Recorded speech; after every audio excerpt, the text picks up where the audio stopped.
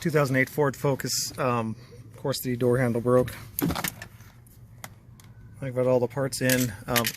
Just found out a hack I think will make it a little bit easier for everybody. This screw is impossible to get to behind the glass there. You can see where I cleaned the glass to see it a little bit better. However, if you put the plastic back piece in, and I'll show you that in a second, and tighten it down most of the way, you can get it to slide up in there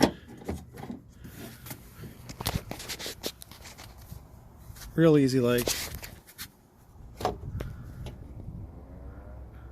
and just tighten it down until you can just barely get it on there. Finish tightening up the mechanism with this screw that goes in over there